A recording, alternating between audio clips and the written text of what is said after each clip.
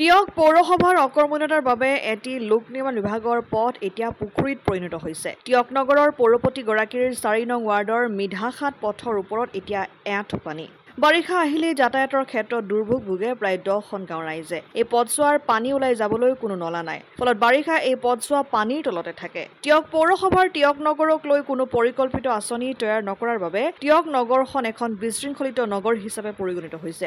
মিধাখাত অঞ্চলৰ ৰাইজে এই ক্ষেত্ৰত পথটিৰ পানী ওলাই যাব পৰাকৈ নলা নিৰ্মাণ কৰিবলৈ অনুৰোধ জনাই আহিছে যদিও আজি পৰ্যন্ত কোনো পদক্ষেপ নললে পৌৰসভাই। পৌৰপতিগৰাকীক ব্যক্তিগতভাৱেও ৰাইজে বহুবাৰ অভিযোগ দিছিল যদিও আজি পৰ্যন্ত কোনো গুৰুত্ব নিদিয়াৰ অভিযোগ তুলি ৰাইজে এই ক্ষেত্ৰত ঊৰ্ধ্বতম কৰ্তৃপক্ষক বিশেষ ব্যৱস্থা ল'বলৈ দাবী জনাইছে। মিধাখাত তিনিআলি এনেকুৱা এটা অৱস্থা য'ত পানী ডুব গৈ আছে।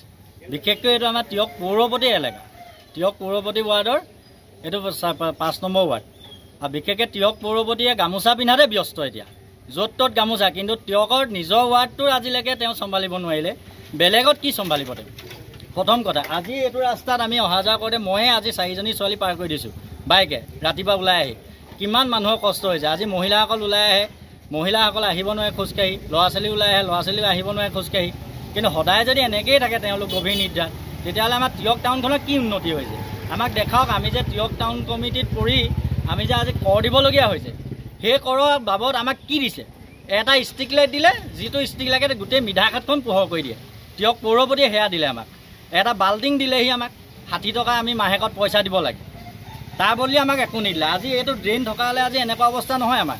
আমি আজি ৰাইজ ওলাই আহিব নালাগে, তেওঁ আগত আহি আমাক সুধিবই লাগিছিল যে আপোনালোকৰ কি হৈছে। আমি আজি কিমান কষ্টত ভুগিছোঁ। তেওঁ অকল এটা ৱাৰ্ডতে ব্যস্ত হৈ থাকে। তেওঁ আজি মিধাখাতলৈ আহক, মিধাখাতৰ মানুহসকলেও আমি আজি 5 নম্বৰ ৱাৰ্ডৰ পৰা তেওঁ জিকাই পঠিয়াইছোঁ। তেওঁ এগৰাকী ভাল সৎ মহিলা বুলি আমি জিকাই পঠিয়াইছিলোঁ, কিন্তু আজি জিকাই আমাৰ ইয়াক আমি ভুগিছোঁ। আজি এনেকুৱা এটা পৰিস্থিতি বাধ্য কৰিছে আমাক। কি কয় কমপ্লেইন দিলে তেওঁলোকে আহিব কৰিব, ড্ৰেইন বনাব। আজি 3 বছৰ হৈ গ'ল, ড্ৰেইন নায়েই এতিয়ালৈকে।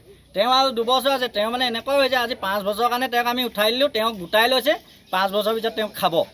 সেয়াহে হৈছেগৈ এতিয়া। তাৰ আহ্বান আমি এটাই জানো, আমাৰ ৰাস্তাটো ভাল কৰি দিব লাগে, ড্ৰেইন লাগে, প্ৰথম আমাক পানী নাইকিয়া কৰি দিব লাগে। আমাকতো কৰ দিছোঁ, আমি কৰ দিব লাগে, আমি পৌৰসভাক কৰ দিছোঁ। তাৰ বিনিময়ত আমাৰ ৰাস্তাটোকে আগধৰি ভাল কৰি দেখুৱাই দিয়ক, তাৰ বাহিৰে আমাক একো নালাগে। অসম আদিত্য, টিয়ক।